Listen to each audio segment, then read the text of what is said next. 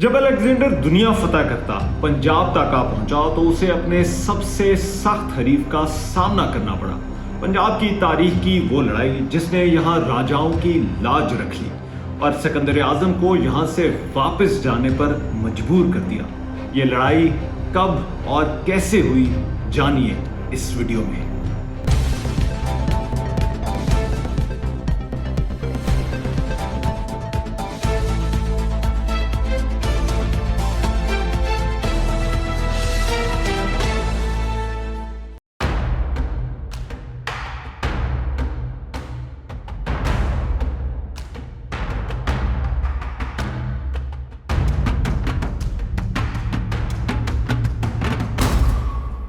पंजाब ने हर दौर में बड़े बड़े हमलावर देखे हैं क्योंकि यहाँ की खुशहाली हमेशा से ही आसपास की बादशाहतों की नजर में रही है।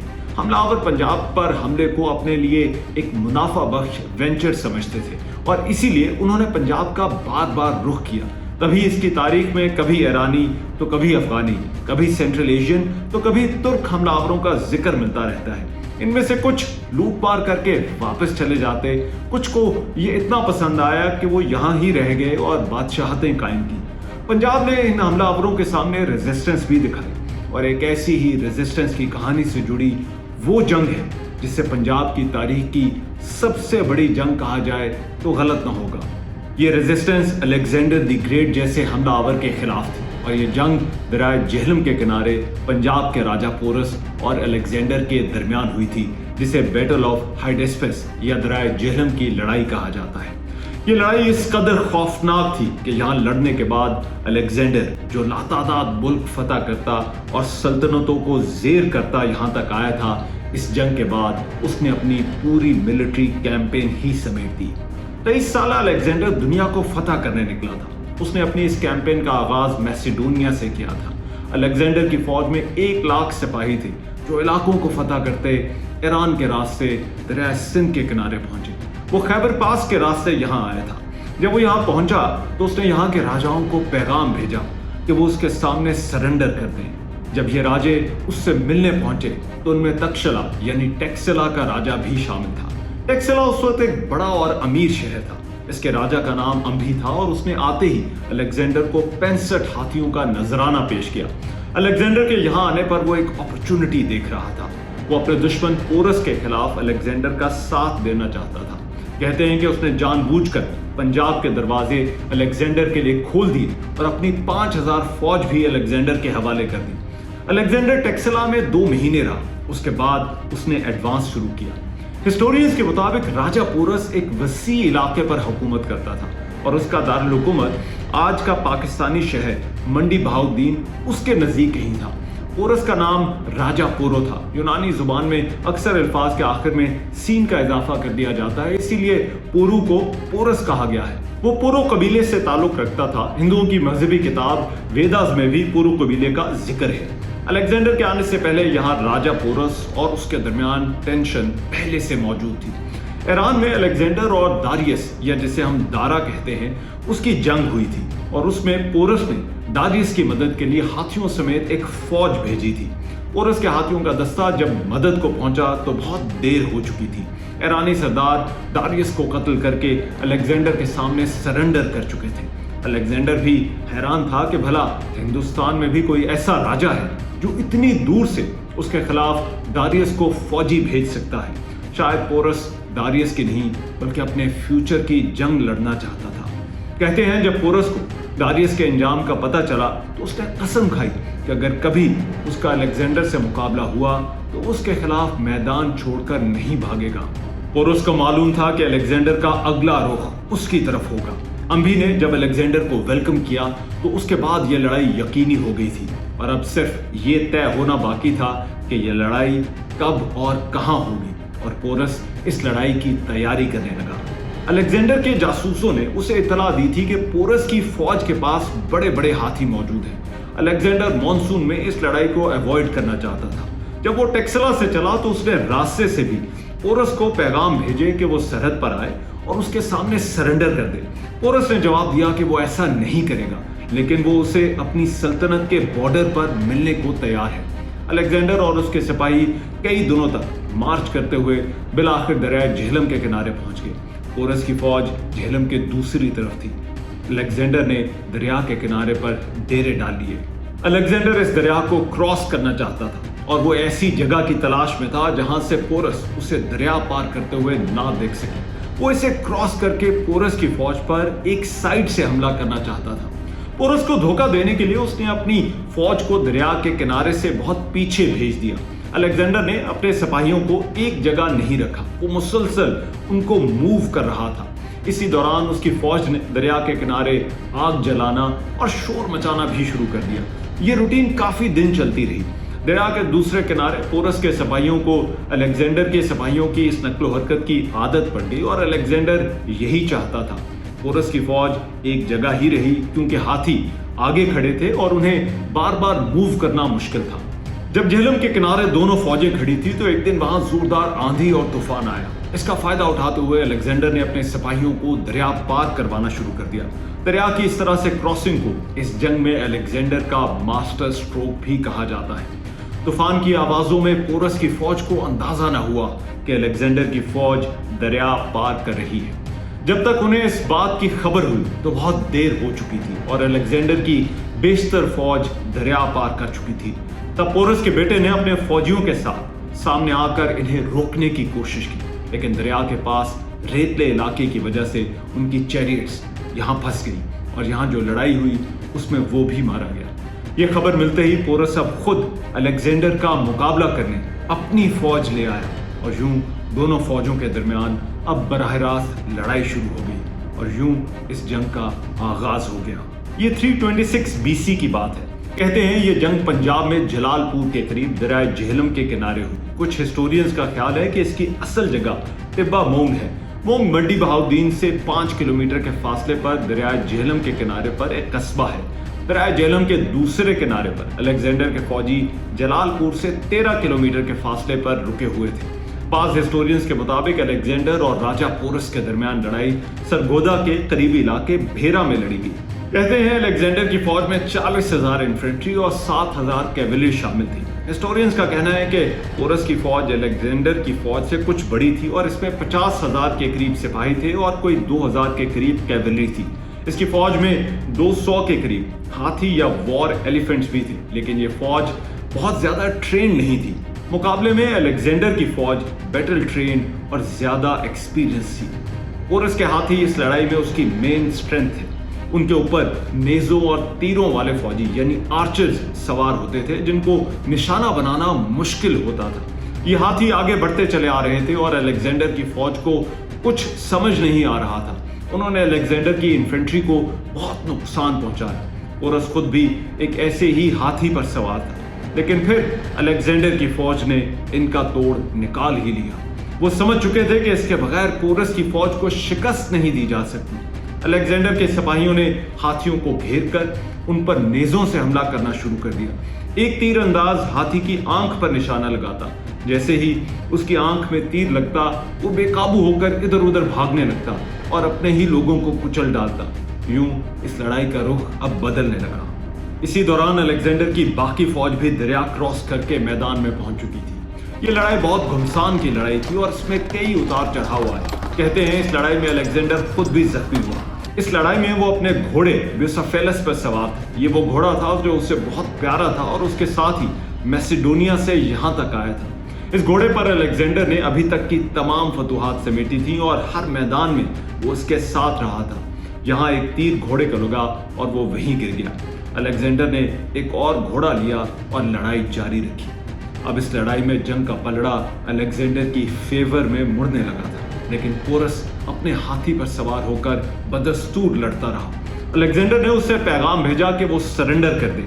ये पैगाम अंभी के एक मैसेंजर के जरिए भेजा गया। कहते हैं पोरस ने उसे देखते ही नेजे से निशाना बनाने की कोशिश की, लेकिन अलेक्जेंडर ने फिर एक और मैसेज उसके दोस्त मीरोस के जरिए भेजा। कहते हैं इस लड़ाई में अलेक्जेंडर पोरस की बहादुरी से बहुत मुतासिर हुआ था और उसे मालूम था कि पोरस मैदान छोड़कर नहीं जाएगा। लेकिन पोरस का हाथी भी अब जख्मी हो चुका था और उसकी फौज भी रिट्रीट कर रही थी। अलेक्जेंडर के हिस्टोरियन प्लूटार्क ने लिखा है कि जब तक पोरस लड़ने की पोजीशन में था उसने अलेक्जेंडर का जबरदस्त मुकाबला किया, लेकिन फिर उसके पास सरेंडर के अलावा कोई और रास्ता न था। हिस्टोरियन फिलिप फ्रीमैन का यह कहना है कि जब दोनों बादशाहों की मुलाकात हुई तो पोरस के हाथी ने जख्मी होने के बावजूद उसे घुटनों के बल नीचे उतरने में मदद की। जब अलेक्जेंडर और पोरस आमने सामने आए तो अलेक्जेंडर, जिसका कद कुछ खास नहीं था, लेकिन वो पोरस को देखकर खासा हैरान हुआ। पोरस का कद 6 फुट से भी ज्यादा था। अलेक्जेंडर ने पोरस से पूछा कि उसके साथ क्या सलूक किया जाए, तो पोरस ने वो तारीखी जवाब दिया जो एक बादशाह दूसरे बादशाह के साथ किया करता है। अलेक्जेंडर इस बात से इतना इम्प्रेस हुआ कि उसने पोरस को मरहम पट्टी के बाद वहां से जाने की इजाजत दे दी और जीती हुई जमीन उसने लौटा दी और उसे सत्रप बना दिया, जो कि उस जमाने में एक तरह का गवर्नर या वली होता था। कहते हैं जंग के बाद अलेक्जेंडर 30 दिन वहां रुका। इस दौरान अलेक्जेंडर की फौज ने अपने सिपाहियों की आखिरी रसूमात अदा की।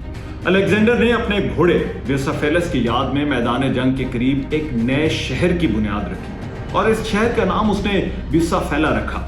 ये घोड़ा उसे बहुत प्यारा था। ये अलेक्जेंडर के साथ ईरान, अफगानिस्तान और हिंदुकुश के पहाड़ों से गुजरकर यहाँ पंजाब तक पहुंचा था। अलेक्जेंडर ने इस घोड़े पर सवार होकर अनगिनत जंगें जीती थी। ये अलेक्जेंडर को मैसेडोनिया से हजारों मील दूर से फतुहात दिलवाता यहाँ तक लाया था और यहाँ मैदान में मारा गया। इस घोड़े की याद में अलेक्जेंडर के बाद यहाँ उसके जनरल ने एक कॉइन भी जारी किया। बाद में इस शहर का नाम गिरजख हो गया था।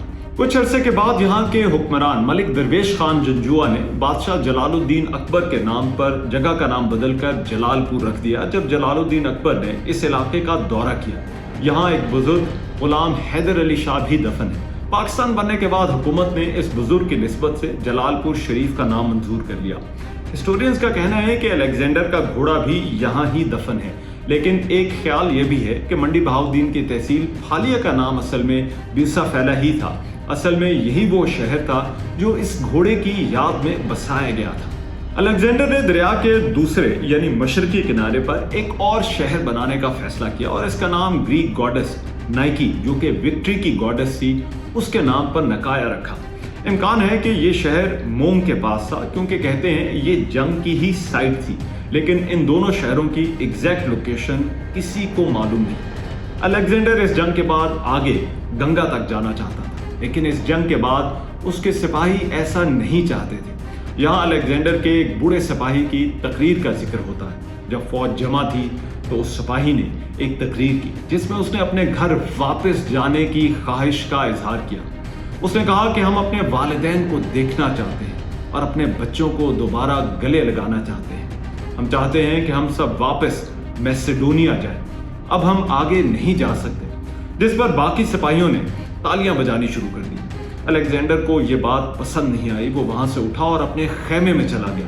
कहते हैं कि उसके बाद उसने 3 दिन तक किसी से बात नहीं की, लेकिन इसके बाद उसने भी अपने सिपाहियों की इस ख्वाहिश के आगे हथियार डाल दिए और वापस जाने का फैसला कर लिया। ये अलेक्जेंडर की तमाम जंगों में से उसके लिए सबसे ज्यादा महंगी साबित हुई और इस जंग ने इसे और इसकी फौज को वापस मैसेडोनिया जाने पर मजबूर कर दिया।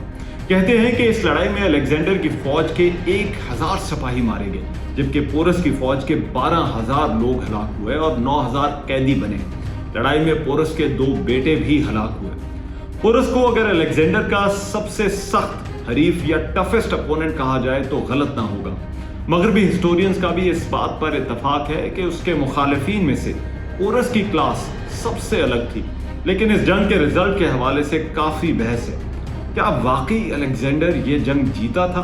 वैसे तो मगरबी हिस्टोरियंस इस बात को मानते हैं क्योंकि अलेक्जेंडर ने ही इसके बाद पोरस की जान बख्शी थी, लेकिन फरदौसी के शाहनामा में अलेक्जेंडर की मायूसी और जंगबंदी की ख्वाहिश का जिक्र किया गया है। जोसेफ बेन गोरियन ने लिखा है कि जब जंग गैर जरूरी तवालत इख्तियार कर गई तो अलेक्जेंडर ने पोरस को पैगाम भेजा कि क्यों ना जंग रोककर हम दोनों अपनी तलवारों से फतह और शिकस्त का फैसला कर लें। एक और रवायत यह है कि जंग में बेपनाह नुकसान उठाने के बाद अलेक्जेंडर ने पोरस के पास कई पैगाम रसा भेजे और आखिर में उसे पोरस के एक दोस्त को ही सुलह और मुलाकात का पैगाम देकर भेजा। पोरस की फौज भी थक चुकी थी। لہٰذا پورس الیگزینڈر سے ملاقات پر آمادہ ہو گیا اور یوں یہ جنگ بغیر کسی کی ہار جیت کے ختم ہو گئی۔ مغربی ہسٹورین نے اگرچہ اپنی تاریخ میں اس جنگ میں راجہ پورس کو ایک ولن اور الیگزینڈر کو ایک ہیرو بنا کر پیش کرنے کی کوشش کی ہے، لیکن یہ یہاں کا مقامی ورژن نہیں ہے۔ مثال کے طور پر ہندوستانی مورخ بدھا پرکاش کی کتاب پورس دی گریٹ اور اعتزاز حسن کی the Indus saga and the making of Pakistan میں اس بات پر زور دیا گیا ہے کہ ان دونوں کے درمیان کسی فتح یا ہار کی بجائے باہمی سمجھوتا ہوا تھا۔ شاید ہماری تاریخ کی اسلامائزیشن کی وجہ سے پورس کو وہ مقام نہیں مل سکا جو اس ریزسٹنس کے بعد اسے ملنا چاہیے تھا۔ پورس کے ساتھ بعد میں کیا ہوا یہ بھی انٹرسٹنگ ہے۔ پورس کو اس کی راجدھانی تو واپس مل گئی، یہ 13 سال تک سلطنت چلاتا رہا، لیکن الیگزینڈر جاتے جاتے یہاں اپنے فوجی جرنیل چھوڑ گیا تھا جنہیں مختلف علاقوں کا گورنر بھی بنایا گیا تھا۔ راجہ پورس کو الیگزینڈر کے ہی ایک جنرل ایڈمس نے قتل کر دیا تھا۔ اس جنگ میں ہاتھی جو کہ پورس کی مین اسٹرینتھ ہے وہی اس کی شکست کا سبب بنے۔ جب گریک سپاہیوں نے انہیں ٹارگٹ کیا تو انہوں نے اپنے ہی سپاہیوں کو کچلنا شروع کر دیا۔ یوں پورس کے ہاتھی ہمارے لیے ایک محاورہ بھی بن گئے۔ اس جنگ کے بعد یہاں بھی بادشاہوں کو احساس ہوا کہ ایک سٹینڈنگ آرمی کتنی ضروری ہے۔ چندر گپت موریہ جو اس کے چند سال بعد مورین امپائر کے تخت پر بیٹھا، اس نے بھی اپنی فوج اسی طرز پر بنائی۔ کہتے ہیں کہ اسی دور میں الیگزینڈر کی فوج کے سپاہیوں نے یہاں کھیوڑا کی کانوں کا نمک بھی دریافت کیا۔ وہ جب یہاں رکے ہوئے تھے تو ان کے گھوڑوں نے یہاں پتھروں کو چاٹنا شروع کر دیا اور ان میں سے جو بیمار تھے وہ ٹھیک بھی ہونے لگے، اور یوں انہیں اور بعد میں آنے والوں کو یہاں نمک کی کان کا پتہ چلا۔ جلال پور شریف شہر میں جو کہ نکایا کے کھنڈرات پر آباد ہے، مئی 1997 میں اس کی جگہ الیگزینڈر کی ایک یادگار تعمیر کی گئی۔ اس یادگار کا سنگ بنیاد یونان کے سفیر نے رکھا اور اخراجات بھی خود ہی اٹھائے۔ مقامی راجہ پورس کی کوئی نشانی یا یادگار نہیں بنائی گئی۔ شاید اس کی بہادری ہمارے تاریخ دانوں اور سیاست دانوں اور لوگوں کو انسپائر کرنے میں کارگر ثابت نہیں ہوئی۔ اگر آپ کو ویڈیو اچھی لگی ہو تو بیل آئیکن پر کلک کریں اور چینل کو سبسکرائب کریں۔